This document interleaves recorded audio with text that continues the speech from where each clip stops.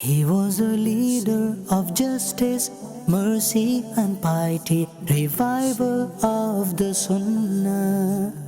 He was a leader of justice, mercy and piety, revival of the Sunnah. Alhamdulillahi Rabbil Alameen, wassalatu wassalamu ala Sayyidil Mursaleen. Amma ba'd, fa'a'udhu billahi minash shaytanir rajeem. Bismillahir Rahmanir Rahim. As-salatu wassalamu alayka ya Rasulallah. As-salatu wassalamu alayka ya Habiballah. As-salatu wassalamu alayka ya Nabiyallah. Wa ala alika wa ashabika ya Nurallah.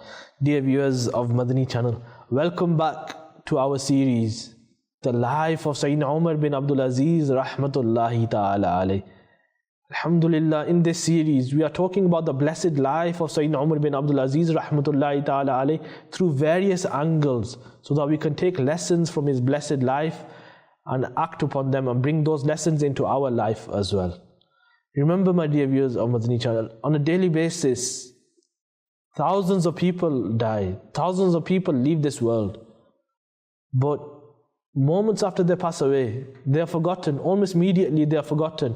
After they are buried, people forget who they are. People forget about them. People carry on with their lives. If it's not after a day or two, maybe after a week, maybe after a month, maybe after a year, maybe after 10 years, 20 years, 30 years, maybe a century, maybe 3 or 4 generations, people remember who they were. But after that, people forget who the individual was. People forget what the individual used to do. People forget what the individual's characteristics were like. People forget that individual. Nobody remembers that individual. But, my dear viewers of Madani Channel, but there are some people that not only are they remembered 10 years later, 20 years later, 100 years later, a few generations later, but centuries upon centuries later, they are still remembered. People still know who they are. People still remember them. People still look up to them. People still study about them. People still learn about them. People still want to be like them. And Sayyidina Umar bin Abdul Aziz Rahmatullahi Ta'ala alayh, he is one such personality. That is mentioned he was born in either 61 Hijri or 63 Hijri. But even today, people still learn about him. People still look up to him, Rahmatullahi Ta'ala alayh. People still want to be like him. Why? Because of the legacy that he, Rahmatullahi Ta'ala alayh, left behind. People want to be like him. People see the legacy and the success that he has left behind. People see the success that he had in his lifetime, and they want to be successful like him. They want to leave a legacy like him. So they study about him, they learn about him, they want to become like him. And the great leader, the great founder of the Hanbali school of thought, Imam Ahmad bin Hanbal, Rahmatullahi Ta'ala alayh, he says, when you see that an individual has devotion towards Sayyidina Umar bin Abdul Aziz, Rahmatullahi Ta'ala alayh, and he arranges his mention and then spreads it, only goodness will result in for that individual. If you remember Sayyidina Umar bin Abdul Aziz Rahmatullahi Ta'ala alayh, you mention his attributes and you spread them, only goodness will result in that. So my dear viewers of Madani Channel, in this series, we are looking at the life of Sayyidina Umar bin Abdul Aziz Rahmatullahi Ta'ala alayh, with this intention in mind, that we can learn about his attributes, we can learn about his characteristics, and we can try to become like him, and we can spread it to other people, so other people can learn and benefit from his blessed life as well. Inshallah Azza wa Jal, in today's episode, we will be talking about the governorship of Sayyidina Umar bin Abdul Aziz Rahmatullahi Ta'ala alayh, and lessons we can take from that. What areas was he the governor of? How did he accept the governorship? Why did he accept the governorship? Did he have conditions? And what features of his governorship made him successful? And what lessons can me and you take today from his governorship and his style of leadership? It is mentioned when he was approached to be the governor, he didn't want it. He rejected it. But then he preferred education and that field. But because of his family, who were linked to the throne. Eventually he fell into that as well. He fell into that field. When he was approached Caliph at that time, he rejected it. He said, I don't want to do it. But then eventually he accepted. He served Madinatul Munawwara as the governor at the age of 25 years old. Subhanallah. The Caliph Walid bin Abdul Malik, he appointed Sayyidina Umar bin Abdul Aziz rahmatullahi ta'ala alayhi as the governor of Madinatul Munawwara, Makkatul Mukarrama and Taif. But like we mentioned, he did not accept this governorship easily. But upon the strict insistence of the Caliph, he agreed with the condition that he would not be asked to inflict cruelty upon people. He asked, so what was his condition? That he should not be asked to inflict cruelty upon people like previous governors did. Then Walid bin Abdul Malik, he accepted the condition and replied, deal with the matters justly, even if we only receive 1 dirham. My dear viewers of Madani Channel, we've just learned Sayyidina Umar bin Abdul Aziz rahmatullahi ta'ala alayhi, he accepted the governorship under what condition? That he would not be forced to be cruel to people. SubhanAllah, what position was he accepting? The leader of the governor. Being the governor, the center of power, the authority, but only with that condition that he wouldn't be expected to inflict cruelty upon people. My dear viewers of Madani Channel, surely, inflicting cruelty is a means of destruction of the person's world and the hereafter. Not only will a person's hereafter be destroyed, but if an individual is cruel to others, he will see the effects of that in this world as well. He will be destroyed in this world as well. My dear viewers of Madani Channel, the lesson we learn from this, that if we are in a position of authority, we have people under us in a workplace or somewhere else. If we are the leader of a household, we have subordinates under us anywhere. We are in charge or look after people. People expect things from us. People are under our duty of care. We shouldn't be cruel on anyone. Even if we have power, we have the ability to do things. We shouldn't be cruel to people. We shouldn't inflict cruelty upon people. We should be just and fair. And look at the life of Sayyidina Umar bin Abdul Aziz rahmatullahi ta'ala alayhi. He's not just the leader of a household here. He's not just the leader of a few employees here. He's not just a manager of one department. He's not just a leader of 10 or 20 people. He's the governor of entire areas. What was his condition for accepting that governorship? That he would not be expected to be cruel to people. He didn't want to be cruel to people. So my dear viewers of Madani Channel, let's make this intention, that we won't be cruel to anyone. We won't treat anyone unjustly. We won't be harsh with anyone. Following the footsteps of Sayyidina Umar bin Abdul Aziz rahmatullahi ta'ala. And if we've ever done that, let's make tawbah in the court of Allah Almighty. That, Ya Allah, please forgive us for this sin that we have committed. It is stated on page 9 of Catastrophic Consequences of Cruelty, a 62-page booklet of Dawat-e-Islami, published by Maktabatul Madina, the publishing department of Dawat-e-Islami. It is mentioned, Zaina Jurjani rahmatullahi ta'ala alayhi, he states, to place something where something doesn't belong, that is cruelty. And in Sharia, cruelty means to deprive someone of his rights, to misuse something, to punish a guiltless person. So in Sharia, what is cruelty? What is this thing that Sayyidina Umar bin Abdul Aziz rahmatullahi ta'ala alayhi, he didn't want to be forced into, he didn't want to do. And why is he teaching us to stay away from? He's saying stay away from depriving someone of his rights. Depriving someone of his rights. Do not misuse anything or somebody. Do not misuse somebody. And do not punish a person who is not guilty. Do not punish a guiltless person. This is what cruelty is, my dear viewers of Madani Channel. To deprive someone of their rights. To misuse something. Or to punish a guiltless person. Dear viewers of Madani Channel, who is the unfortunate person? Who is the destitute person? This question was asked by the beloved Prophet ﷺ to the companions. Let's listen to this incident of who is a destitute person. It's mentioned the beloved and final Prophet of Allah ﷺ asked, do you know who is destitute? Do you know who is destitute? The blessed companions radiallahu ta'ala anhum humbly replied, Ya Rasulullah sallallahu alayhi wasallam, a destitute person among us is the one who does not have any dirhams or belongings. So a destitute person, a poor person, an unfortunate person is that individual who does not have any dirhams or any wealth.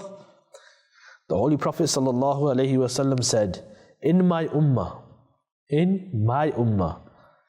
destitute is the one who will come with salah, with fasts, with zakat on the Day of Judgment, but he will also have abused somebody. He will have slandered someone. He would have swindled somebody out of money. He would have killed someone. He would have beaten someone. At the time of accountability, some of his good deeds will be given, some to that oppressed person. After this, if all his virtues run short, but he has not paid back everyone who he had oppressed, the faults, the sins of the oppressed people, they will be transferred to his book of deeds. Then he will be thrown into the fire of hell. This is a destitute person. This is a poor person. My dear viewers on Madani Channel, reflect. Let's reflect. Who is a poor person? Who is a destitute person? Normally we think of a poor person as somebody who has no wealth, who has no money, who has nothing to his name. But no, the truly poor person, the truly destitute person is that individual who would have fasted in this world. He would have fasted so many times. He would have prayed his salah. He would have paid zakat. He would have done hajj. We're not even talking about an individual who doesn't do these things. This individual, this poor person, this destitute person, he would have done all of these things. He would have prayed namaz. He would have had nafal salah. He would have fasted in the month of Ramadan. He would have kept nafal fasts. He would have performed umrah and hajj. He would have paid zakat. He would have worshipped Allah Almighty. But at the same time, he would have been cruel to people. He would have abused people. He would have swore at people. He would have shouted at people. He would have hit people. He would have swindled them out of money. He would have committed fraud and caused them harm. He would have harmed people in so many different ways. My dear viewers on Madani Channel, then the individual, what we've just learned, on the Day of Judgment, he will come with all those prayers, all that worship. But those people he would have wronged in the world, they will be standing against him, and he will be giving his good deeds to them. All the effort that he spent in this world worshipping Allah Almighty is destroyed. Why? Because of his cruelty towards others, because of the way he talked to other people, because of the way he dealt with other people. Dear viewers of Madani Channel, let's make this intention. Let's ask Allah Almighty for forgiveness for all the cruelty that we have done, for all the lies we have told, for all the people we have deceived, for all the people we have oppressed. Let's ask Allah Almighty to forgive us and make this intention. Make this intention. We won't do this again. Let's make this intention. We won't shout at people. We won't talk to people in a harsh manner. We won't talk to people in a disrespectful manner. We won't harm people. We won't hit people. We won't be cruel to people. We won't oppress people. May Allah Almighty keep us away from those who will be empty-handed on the Day of Judgment. May Allah Almighty save us from being that individual who will go to the Day of Judgment with loads of worship. We'll go with fasts. We'll go with zakat, paying zakat. We will go to the Day of Judgment with salah in his book of deeds, but then is ripped out because of the way he dealt with other people. May Allah Almighty protect us from being such an individual. Now, my dear viewers of Madani Channel, when Sayyidina Umar Bin Abdul Aziz rahmatullahi ta'ala alayhi, he reached Madinatul Munawwara as the governor, he gathered the leading Muslim jurists of that time. He gathered all the leading Muslim jurists of Madinatul Munawwara for a meeting. So this is the first thing that he rahmatullahi ta'ala alayhi did. It's the first thing Sayyidina Umar Bin Abdul Aziz rahmatullahi ta'ala alayhi did as governor in Madinatul Munawwara. And it's a lesson for all of us, my dear viewers on Madani Channel. What did he do? He gathered all the jurists, the leading jurists, the fuqaha, the scholars of Madinatul Munawwara. And he rahmatullahi ta'ala alayhi said to the scholars, I have gathered you all for such a noble act, which will not only earn you great reward, but also you will be called the supporters of the truth. Subhanallah. If you see someone inflicting cruelty, or any of you know any government official or government servant involved in such an activity, I will make you swear by Allah Almighty that you must inform me about it. If you see anyone from the government, if you see anyone inflicting cruelty on someone else, I want you to inform me about it. the great Muslim jurists got so deeply impressed, subhanAllah, by his great passion and spirit for ensuring peace, they prayed for him to get blessings. So look, my dear viewers of Madani Channel, maybe it was this reason that he became so successful, that he was so cautious about cruelty being afflicted under his watch, the oppression taking place under his watch, that he gathered the local scholars, the scholars of Madinatul Munawwara, and he made them promise him that if they saw anybody inflicting cruelty, they would inform him so he could stop it. He didn't want any oppression to be taking place. And he did it on a government level because that's what his role was. My dear viewers of Madani Channel, we should do it on whatever level we can. If we are leads of departments, we should make sure no oppression or cruelty takes place within our department. As leaders of households, we should make sure no oppression or cruelty takes place in our households. Because we don't want to be like that destitute person on the Day of Judgment, my dear viewers of Madani Channel, who is oppressing other people, who is cruel to other people, who allows cruelty to take place under his or her watch. May Allah Almighty allow us to be truly those individuals who stay away from cruelty and are able to fulfill the rights of others as well. Ameen bijahin nabiyil ameen. Sallu ala al-habib sallallahu ta'ala ala Muhammad sallallahu alayhi wa sallam. Dear viewers of Madani Channel, is mentioned that Sayyidina Umar bin Abdul Aziz rahmatullahi ta'ala alayhi, he would regularly call a meeting with an executive board. So he made a shura, he made an executive board of people who he would take advice from. And that board, it was made up of the greatest Muslim jurists, greatest Muslim scholars of that area, of Madinatul Munawwara. Whenever he was faced with a complicated issue, he would gather them and he would consult them and put this issue in front of them and ask them, what advice do you have? How should we tackle this issue? How should we deal with this issue? By the blessings of this, my dear viewers of Madani Channel, by the blessings of consulting with the scholars, taking advice from them, consulting them, it is said all of his decisions and judgments were made with pure justice. Once in the presence of Sayyidina Rabi, rahmatullahi ta'ala alayhi, the judgment of Sayyidina Amirul Mu'mineen, Sayyidina Umar bin Abdul Aziz, rahmatullahi ta'ala alayhi, it was mentioned and he said, by Allah, he never made a wrong decision. My dear viewers of Madani Channel, despite having huge knowledge himself, despite being an ocean of knowledge himself, Sayyidina Umar bin Abdul Aziz rahmatullahi ta'ala alayhi, he would consult the scholars of Madinatul Munawwara and he would ask them for advice and he would take their advice on board. But my dear viewers of Madani Channel, let's reflect on ourselves. If we get to any sort of position, we get any sort of understanding about something, we think we know best. If we gain a degree or a job in a certain field, we think we're experts in that, we know better than everyone else. If anybody tries to give us advice, we don't take it on board. Like, I'm in this role, it's my job, it's my field, I know how to do it. Who are you to tell me? This is the mindset we normally have.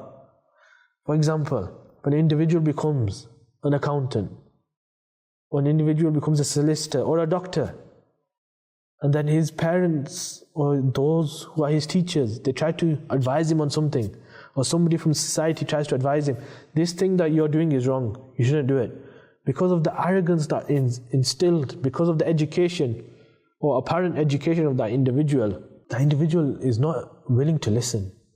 The individual thinks, I know best, who are you to tell me? Or if an individual, he studied a few books of religious knowledge, he thinks he knows everything.